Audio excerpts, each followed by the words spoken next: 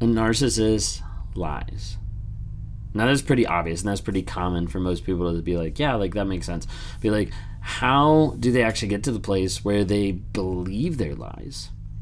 Well, there's the aspect of you tell a lie enough, then it eventually becomes truth, or it eventually seems like reality for that person. And you have a lot of narcissists over a period of time that they believe, and they start thinking like, hey, this is my new reality. This is the reality that I'm actually engaged in or that I believe in. And as a result, you see a lot of interactions where you can be telling them one thing and they're completely lying, but it doesn't seem like they are because they believe the lie. Like they believe it so much that they think it's reality, that they think it's truth. Now you have the aspect that there is a lot of times when the narcissist does know that they're lying. But in that aspect, it's easier to lie and gaslight and manipulate another person than it is for that narcissist in the moment to take accountability, have to acknowledge shame and guilt over what happened, and then try to figure out a way to grow and be able to change. That doesn't happen. So as a result, they lie, they manipulate, they gaslight, and they try to get away from it as quick as possible. So typically you'll have a narcissist that will just easily or quickly lie about anything and everything. Like you'd be amazed at some of the examples that people have of the narcissist lying from a cheating relationship all the way down to what type of burrito they just ate. Like literally it becomes something that's like ingrained, and it's almost like habitual of like the constant lying to themselves, to others, to relationships, to jobs, to bosses, to families, whatever it is. You'll see them lie more and more and more and more, and it just becomes to a place where it's just like instinctual. It's just habitual of like, hey, this happened, lie, this happened, lie, this happened, lie. And you might think like, hey, doesn't it get really crazy sometimes to try to be able to keep it all straight?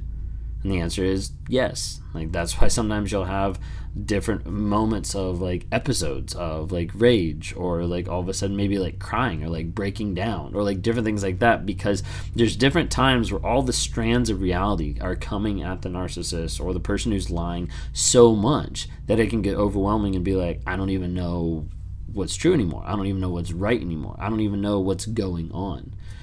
You see this sometimes with people who've been lying constantly for years, and especially when who've been using like gaslighting to manipulate other people, or what I would say sometimes in narcissism is where they end up like gaslighting themselves, is they start developing at times even like gaps in their memory.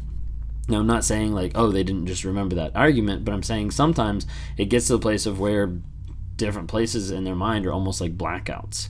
Not because that memory doesn't exist, but because they've lied about it so much, or they've continued the habit of lying so much that all of a sudden they can't remember a certain thing, or how they remember it is completely different. And that's the idea when they verbalize it of rewriting history and kind of changing it. So I had someone the other day who was asking me, they were like, but how can they justify the lying? And I was like, well, honestly, like when I try to break it down as like analytically as possible and try to be able to like think through it like piece by piece, like the easiest way to lie is to get to the place where you don't think you're lying, where you think you're telling the truth. And so with a narcissist, like whether you want to call it disassociation or like disconnecting, like what they'll do is they'll build two different universes, or 3 or 4 or 5 kind of thing. So you have like in one sense like reality, like what you and I know to be true, like facts, and then you have the fantasy that the narcissist builds of like that other relationship, that other job, that other purpose, like whatever it might be. And so you typically have like another fantasy world of a different relationship. So you have reality, and then you have a different fantasy world of relationship.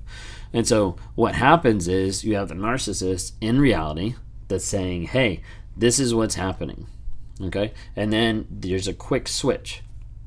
And some of you might have seen it or experienced it with the quick switch when they walk out the door, when they step into someone else's life, when they flip up the phone and they're completely engaged with someone else.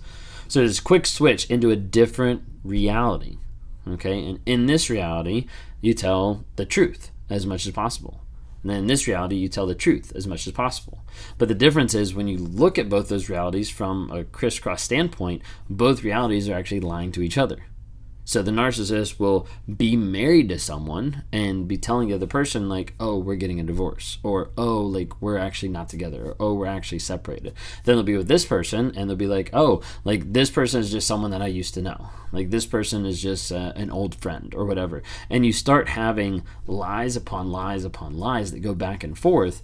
But sometimes the way that they keep those straight is in that reality, they fashion that reality, they fashion that facade to facilitate the lies that they have. So in this reality, I act this way. I'm this type of person. I'm caring. I'm whatever, love bombing in this aspect. And so I'm going to act in character for as long as I can, as much as I can, until the lies start falling, until the mask starts slipping, until people start saying like, hey, there's actually something going on besides this facade that I've made. And then all of a sudden, I'll switch back over to actual reality, or like the different reality that I've created, and then I'm trying to be like honest and connected and try to engage with people on a certain level to be able to convince them, hey, I'm this way.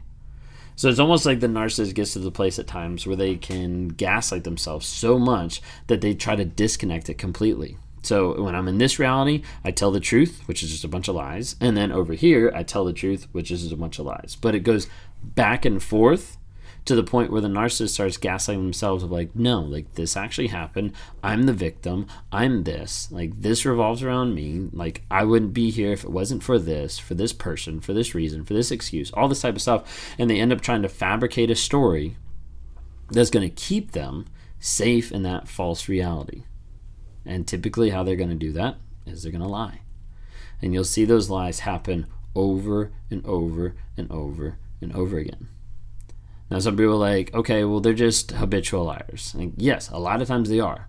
A lot of times it's instinctual for them just to lie because they've grown up in maybe an abusive household, or they've grown up in a household that didn't allow them to actually process their feelings or their thoughts or their opinions or anything like that. So anything that popped up had to be disregarded, had to be pushed down, had to be lied about, had to be twisted or manipulated because it either wasn't safe or it wasn't ever accessible for them to be able to share emotions or thoughts or things like that.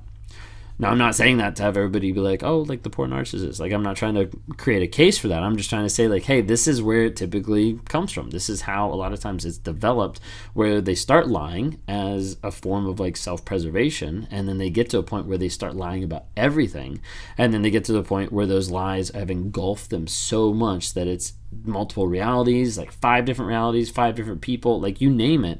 You'll see a whole lot of different things pop up because that lying becomes a huge aspect that, like I said, just completely like engulfs their personality, their persona, everything that's going on, and all they do is just lie, lie, and lie.